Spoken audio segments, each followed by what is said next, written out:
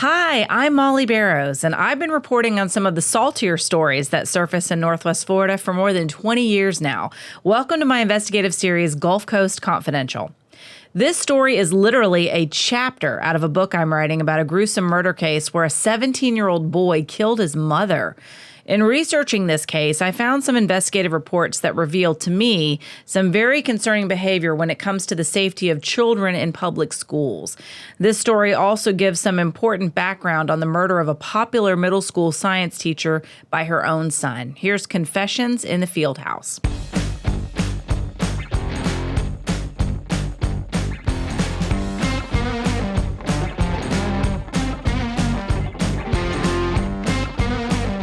I'm investigative journalist Mollye Barrows. For years, I've covered the stories that made headlines in Northwest Florida and all along the Gulf Coast. Murders, missing persons, and mysteries of all kinds. These cases are far from over for many victims because the full story has yet to surface. Join me for Gulf Coast Confidential, where I dive into the saltier side of the South and expose the lies, greed, and corruption that often weighs down the truth. It's time to turn the tide and get a shot at justice. In 2010, former Pensacola High School coach and teacher Randy Adelot was fired from the Escambia County School District over an inappropriate relationship he had with a 14-year-old girl in his science class. His advances were discovered when a student turned in a cell phone to PHS administrators that contained hundreds of texts and calls between Randy Adelot and the girl. Adelot was suspended and walked off campus the very morning that phone was turned in. But it turns out the phone had actually been discovered days earlier, and Adelot, his principal at the time, and fellow coaches had already met to discuss it. According to the school district's investigation, between October 1st and October 8th, 2010, Coach A, as he was listed in her phone, exchanged approximately 340 calls and text messages with the girl, including 88 texts in one day. While some of the messages involved school-related activities, many others were deemed inappropriate. Those messages, including Adelot describing the ninth grader as sexy, quote unquote, and he responded to a group text that he would bang her, quote unquote. In other texts, he offered her money to come to a school sports game. He asked about her favorite candy, suggested he tutor her at a local cupcake store, and even drove to her home to bring her some leftover birthday cake his wife had bought for him. The girl, a child of Puerto Rican descent, said the text made her, quote, uncomfortable, unquote, but she thought he was trying to be helpful. She also said that Adelot told her that every year he had a favorite student, and this year it was her, quote, unquote. I included the girl's heritage in this story because I think it's important. It's no secret that crimes against people and children of color often do not elicit the same sense of outrage in the community that crimes against white children of privilege receive. This particular girl was already in a vulnerable position because of her economic and social status, and her heritage made her even more so to potential predators looking to escape accountability for their actions. According to investigative reports, the texting between Coach A and the girl stopped when she lost her phone at school and two other girls found it. What happens next is a flurry of furtive calls, clandestine meetings, and a bizarre meltdown, as well as the end of Coach A's job and marriage. The calls came on the night of Friday, October 8, 2010. Randy Adelot was returning from a high school football game in Fort Walton Beach, a city on the Gulf Coast of Florida's Panhandle, about an hour east of Pensacola. Randy Adelot had gone with some other PHS coaches to, quote, scout players, unquote. He was riding back home that night with Coach Robert Schneider and Schneider's wife when Schneider said Adelot returned the call of a woman who he spoke with intently and deferentially. He even asked Schneider to stop his truck so he could continue to talk to her outside of the vehicle. Schneider recalled Adelot telling him the person was a, quote, mother, unquote, or an adult woman who wanted to meet with him the next day and get money from him. Schneider says he advised Adelot against any meeting and urged him to report the incident to PHS principal at the time, David Williams. That night, Randy Adelot's wife, Sharon Hill Adelot, also got a call from an unidentified woman with a Hispanic accent on a, quote, unavailable number, end quote, a person Sharon believed to be the mother of one of her husband's students. Sharon Adelot journaled about these events that unfolded that weekend. She said the woman asked her over and over, almost playfully, if she knew what her husband had been doing. The woman then implied that Randy was having an inappropriate relationship with her teenage daughter, and she wanted money to keep quiet about it. Sharon wrote, "I asked her, 'Who is this?' And she said that she would call me back in an hour." At 11:06 p.m., the anonymous caller said to tell Coach Adelot that he had a meeting at PHS at 10 or 11 a.m. At 11:38 p.m., a restricted call came into Brandon's phone while he was asleep, quote, unquote. The Adelot son, 14-year-old Brandon Adelot, was also attending PHS at the time. Brandon also received a call that night from the same number, but he was asleep. He was in the same science class with the girl his father had the relationship with, and he knew her. In fact, his father had insisted on removing Brandon from his school in nearby Gulf Breeze, where the family lived because of the A-rated school district, and enrolling him at PHS when Adelot started working there, even though Pensacola High was not as highly rated. Sharon Adelot, also a longtime science teacher at Holly Navarre Primary, was horrified by the accusations and upset her husband had pulled their family into this painful and ugly situation.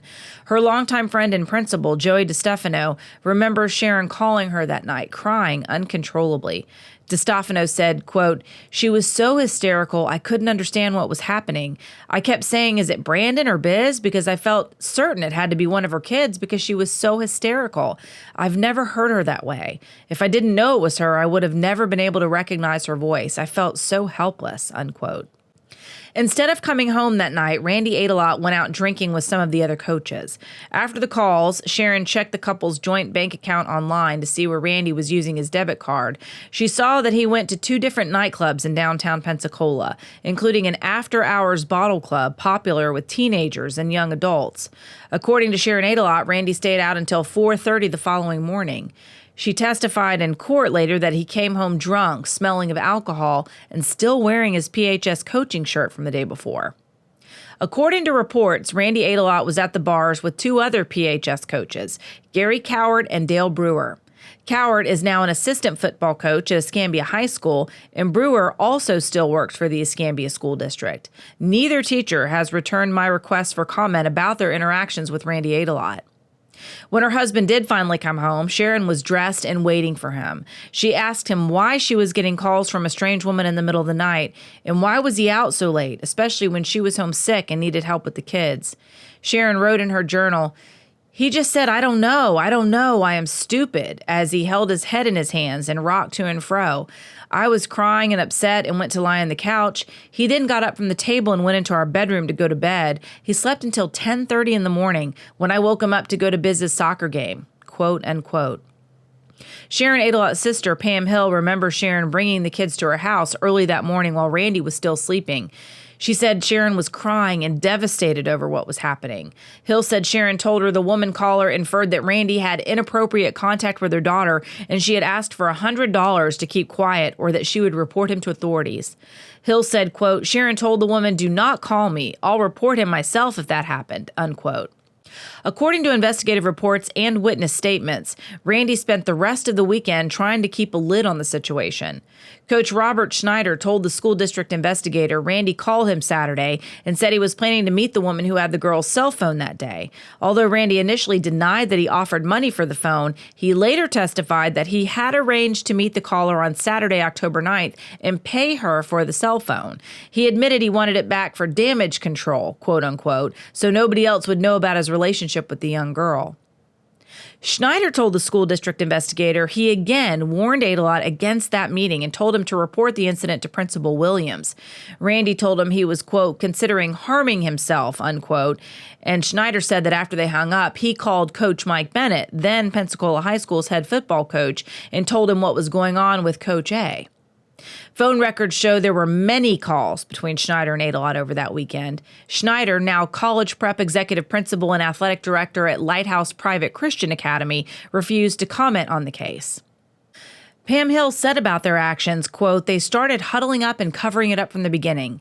Instead of immediately reporting the situation to authorities, I think they wanted to keep it all in-house to decide how to cover it up," unquote. In the meantime, according to investigative reports, Randy Adelot had continued talking with the person who had the girl's cell phone and even offered to pay $50 for the device. According to investigative reports, he tried at least twice to meet the caller in Pensacola's Brownsville community, a poorer area of town, and he suggested 2 different convenience stores or Brownsville Church, but the caller or callers never showed up. In fact, 2 minor students whose names are redacted in the reports later admitted they had called and texted Coach A after finding the girl's cell phone at school on Friday morning, but they said they were too, quote, scared to meet with him, end quote. The girls said they found the text while searching to see who the phone belonged to. They said they were just playing around, quote unquote, when they called Adelot and confronted him about the messages, and that Adelot said he had, quote, made a mistake and would never do it again, unquote. One of the girls told authorities she was in class with the girl and said that Adelot, quote, lets her do anything and treats her differently, unquote. After his attempts to retrieve the cell phone failed, Adelot met with Coach Mike Bennett and Principal David Williams at the Fieldhouse at Pensacola High School. They had also asked Tarlonda Gooden, then a child sex crimes detective with the Pensacola Police Department, to attend the meeting. At the time, Gooden's son was a student and football player at Pensacola High School, and Gooden also headed up the school's football booster club. Gooden said in a phone interview, when they originally came to me, it was like some kids were just trying to get money out of him. When he, meaning Randy, went to Bennett and Williams over the weekend, he didn't give them the whole true story. They weren't alarmed by it because if they had known the whole true story, they would have reported it, unquote. However, Gooden would later be assigned to investigate Adelot's case, and in her report, she states she first learned of the incident after the phone was turned in and Adelot had already been suspended. She also makes no mention of the Fieldhouse meeting or of having any prior knowledge of the situation. In fact, according to statements Sharon Adelot made to school district investigator John Dobbs, who also declined to comment on the story, Randy Adelot left the huddle in the Fieldhouse that weekend, convinced he was going to get out of trouble. Dobbs included her information in his report. Dobbs wrote, quote, Mr. Adelot had attended a meeting at the Fieldhouse with Coach Bennett and Mr. Williams regarding this issue, after which Mr. Adelot told her that Mr. Williams would squash this complaint, unquote. Sharon Adelot also journaled about it. She said her husband had set up the meeting with Williams and Bennett after he got a text message from the person who had the phone saying, quote, they didn't want to mess up his life, but just wanted money, unquote. Sharon Adelot also wrote, quote, Randy called me after the meeting and asked me if I wanted to call and talk to them about the meeting because they said it would be okay to call them, which I did not want to do. Randy said that he would get out of this if he laid low and let it blow over because at this point, Mr. Williams is going to call the girl into his office Monday morning to advise her that if she said anything, if she gossiped, then she would be charged with extortion, unquote. But on Monday morning, one of the girls who had the phone turned it into another PHS faculty member, and the school district, Pensacola Police, and the Florida Department of Children and Families were called about the situation. All the girls involved, including the victim and the students, were asked to write statements about what happened. The 14-year-old girl described her interactions with Adelot and said his attention, quote, kind of made me feel uncomfortable, like he was trying to come on to me, unquote. But she said that he did not touch her. Otherwise, she would have told her mother. She also said she lost her phone and had only had it for a short time before her mother gave Coach A her number to arrange for tutoring. She also said Randy Adelot's son, Brandon, was there when she was tutored, which later proved not to be true. Adelot's fellow coaches at Pensacola High were also asked about Adelot and his behavior with students. In the school district's investigative reports, head football coach Mike Bennett said that Adelot was, quote, a great person and a family man, unquote, that had been, quote, having problems for a long time at home, unquote. And he added that Adelot's wife treats him, quote, like a child, unquote, and that the 14-year-old child he was exchanging texts with was showing him some attention, and he may have shown her too much attention by texting her, unquote. Bennett added that he was comfortable with Adelot also teaching students, like the girls' weightlifting team, saying the other coaches would describe Adelot as quote-unquote naive and that his players wanted him back and that the coaching staff supported him, quote-unquote.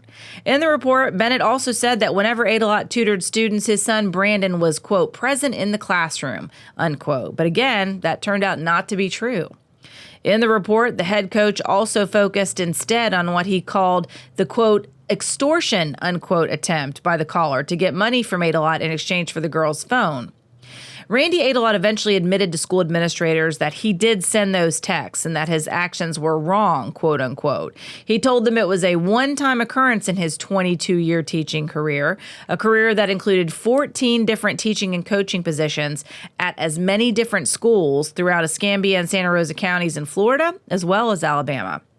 All three girls were asked to give written statements about what happened, and there is nothing in the reports to indicate Randy Adelot was asked to write a statement. He was suspended that day, pending the results of the police and district investigations. In fact, Randy Adelot joined the Escambia Education Association, or the teachers union, immediately after he was suspended over his inappropriate conduct with the student. Sharon Adelot's family says he did the same thing after he left the last local high school where he faced alleged accusations of misconduct. They said it was typical behavior for him. Instead of admitting fault, he would hide behind the union or another coach to protect himself. The girls who had the victim's phone also said they called Randy's wife Sharon, but they hung up before saying anything. That is inconsistent with the separate calls Sharon and Brandon reported they got the same day the student lost her cell phone. Calls that came from an adult woman with a restricted number, as well as Coach Schneider's impression that Randy Adelot was talking to the mother of a student in his truck. Sharon Adelot told friends and family she suspected the victim's mother knew much more about the relationship between Randy Adelot and her daughter than she was letting on, as well as the strange phone calls. Despite repeated requests for interviews, both mother and daughter have been reluctant to talk about the incident with Randy Adelot. The girl's mother did speak to me about it briefly during a quick conversation outside of her West Pensacola home.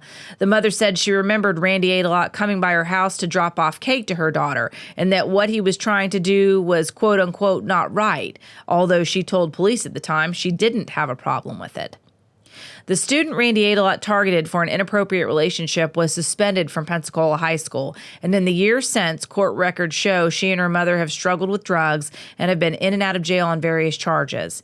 The two other girls involved with calling Coach A were also no longer at the school after their actions were discovered, but the investigative reports don't reveal exactly why. The Pensacola Police Department, the Escambia County School District, and the Florida Department of Children and Families, or DCF, eventually all wrapped up separate investigations. DCF made a positive finding of, quote, threat of harm, unquote, meaning the caseworker believed the coach intended to have sexual contact with the 9th grade girl. The Escambia County School District determined Adelot should be permanently fired for his actions and found he violated a number of state rules and statutes, including being, quote, guilty of gross immorality or an act of moral turpitude, unquote. The Pensacola Police Department did not press criminal charges. Former Detective Tarlonda Gooden wrapped up her initial investigation into the case in one day. While she found Adelot's conduct with the girl constituted, quote, grooming behavior for eventual sexual conduct, the only criminal charges she offered to file were against the students who had the girl's phone. Gooden wrote in her police report, quote, I called Adelot to ask if he wanted to pursue charges for extortion against the students. He declined the offer and stated that he was ordered by the Escambia Education Association not to give me a statement about this incident, unquote. Gooden said she did not find evidence of criminal wrongdoing on Adelot's part. In her investigation, she only mentioned 27 of the more than 340 texts, pictures, or calls collected from the phones. Gooden wrote, quote, my findings are that the text messages and Adelot's behavior were most certainly inappropriate. However, during my investigation, I have not discovered evidence to support criminal charges against Adelot. Dobbs advised that he has not completed his investigation. I asked Dobbs to contact me if he learned of any criminal activity in this case, unquote.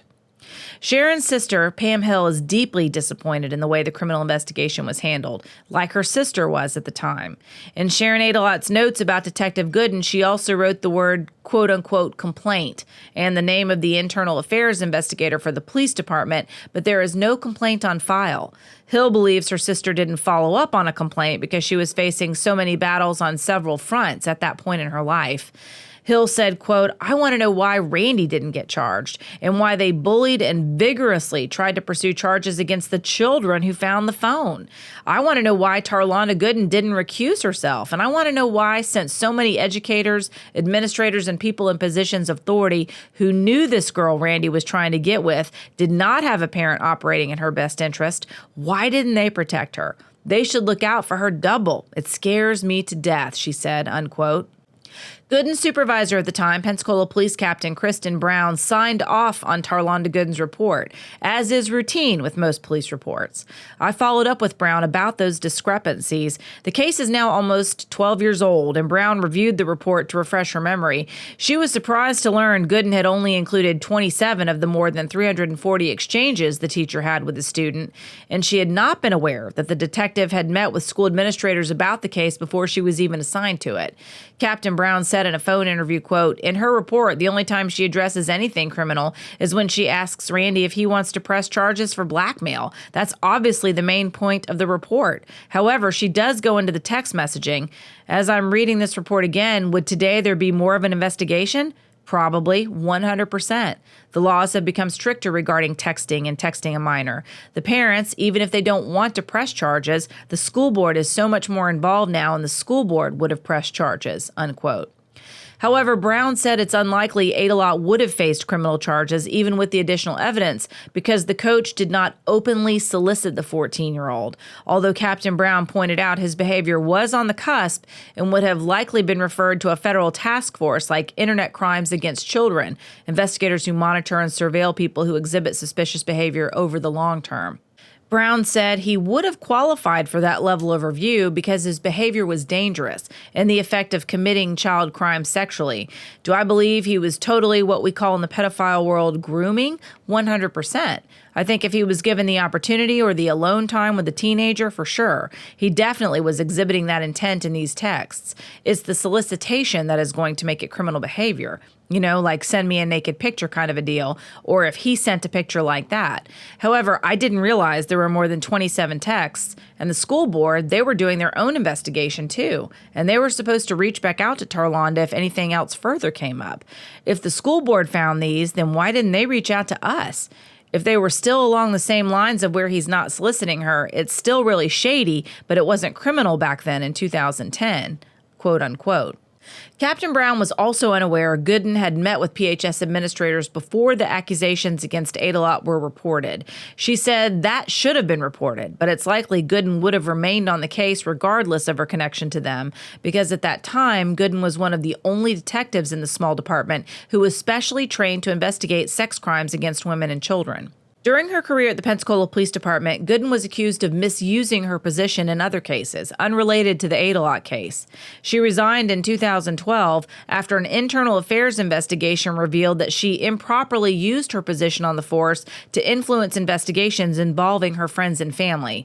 Gooden denied those allegations and fired back with complaints of harassment and discrimination, as well as a civil lawsuit. She is now running her own private investigations firm in the Pensacola area. When police closed the case without charging Randy over his inappropriate relationship with the 14-year-old girl, Sharon thought it did not make sense. She felt the outcome meant no justice for the student or for Randy, and she was crestfallen that the people in authority were not following protocol or pursuing the truth. Sharon Adelot believed that PHS administrators had succeeded in helping Randy avoid criminal charges. Sharon wrote in her notes about the investigation, quote, "How can this case be closed? Y'all don't want to know the truth. I'm looking for fairness, accountability, and due diligence. I'm trying to follow chain of command," unquote. She concluded with the words, "no help," in all capital letters. Mike Bennett is now head coach at Escambia High School. He said that he did remember talking to Adelot when the incident unfolded in 2010, but said he did not try to help Randy squash the incident or hide what was happening. Bennett said in a phone interview, quote, "I don't know anything about that, to be honest with you. I love Randy. He only told me he lost his phone. Randy is such a good guy, a really good football coach, and a really good teacher," unquote. I also reached out to former PHS principal David Williams before he recently retired from teaching, but he did not return my calls or emails for comment. Williams was in fact elected to Escambia County School Board District 3 in 2022. His website states he's focusing on several issues, including school and student safety, something Sharon Adelot's sister finds disingenuous. Hill said, quote, "Every one of them did the wrong thing. There's a handbook of what to do. They all sign a code of conduct, and every one of them disobeyed it and didn't do it. The fact that any of these people are still in education around these children is unbelievable to me. As this was happening, it was like a horrible nightmare we were living, and nobody wanted to do the right thing. Everybody co-signed on his perverted and inappropriate behavior and dared us to say anything about it." unquote. In her own handwritten notes, Sharon Adelot documented how she tried to talk to Williams and Tarlonda about the phone calls she and Brandon received, Randy Adelot's suspicious behavior, as well as Randy's insistence that Williams and the coaches were helping him quote-unquote squash it. She wrote that Williams referred her to the school district investigator, and Gooden ignored most of what she said or refused to see her. She also spoke briefly to former Escambia school superintendent Malcolm Thomas about what was happening, but she felt he was dismissive, and he only offered to give her a quote-unquote minute of his time to discuss it. Sharon Adelot's friends and family say she refused to go along with covering up for her husband, Randy Adelot, and he was angry about it. So much so, he had a bizarre meltdown at their Gulf Breeze home over the weekend the texts were discovered. The following incident resulted in the court granting Sharon Adelot a restraining order for a year against Randy Adelot, who also left his wife, cleaned out their bank account, and filed for divorce shortly after his inappropriate behavior with the girl was discovered. According to court transcripts, Sharon told the judge, quote, "He said, I should quit digging, that I've gone too far and I've done it," unquote. Sharon Adelot said her then-husband was upset that he couldn't convince her that he was not at fault for the situation. She told the court he sat on the couch and told her what he did was not criminal and she should let it go. Knowing she was a woman of faith, he quoted the Bible to make his case. She said Randy told her, quote, "All of us have fallen short of the glory of God," unquote. And then he reminded her that their marriage vows say for better or worse. Sharon was unmoved and replied that the Bible also says adultery is wrong and that Scripture said married couples are supposed to, quote unquote, forsake all others. As they talked, she told him that he should not text or give car rides to any more students, but he only replied, quote, "All the other coaches do it. This will all blow over and I will get out of it," unquote. Sharon said he then showed her his cell phone and a text where someone was asking for money in exchange for silence about his relationship with the 14-year-old student and told her, quote, "Look, Sharon, we've got them," unquote. Sharon pointed out that the text was from the same person who had contacted her and Brandon. She began to cry and told her husband he was wrong for what he did and for putting his family in the middle of it. Sharon testified Randy again repeated that she had done it and she had gone too far, quote unquote, by digging into his business. She said he then went to their bedroom where they each had separate walk-in closets and Randy went into his. Sharon testified the following in court, quote, "He grabbed a suitcase, threw it on the bed, grabbed a towel, and then grabbed his gun. It's a Ruger 9mm, and threw it in a suitcase. And I said, 'What are you doing?' And he goes, 'What do you think I'm going to do with this?' Unquote. Sharon said he was pointing to the gun at the time he asked the question, and she was frightened.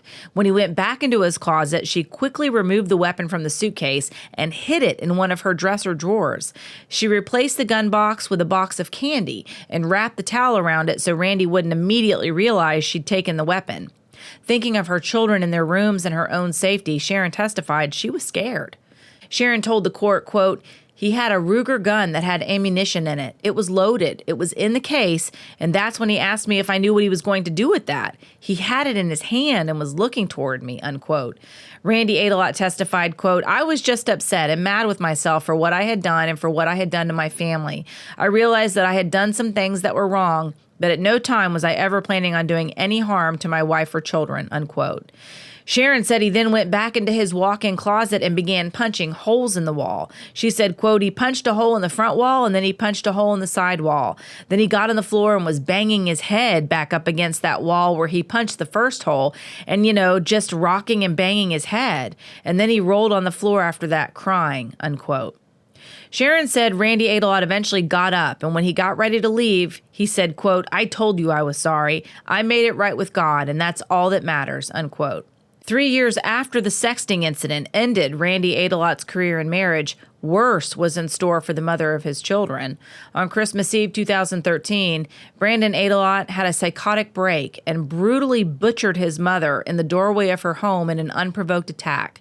He confessed to investigators at the time that voices in his head, including his father's, told him to kill his mother, and that he felt like by doing that, he did the right thing, quote unquote.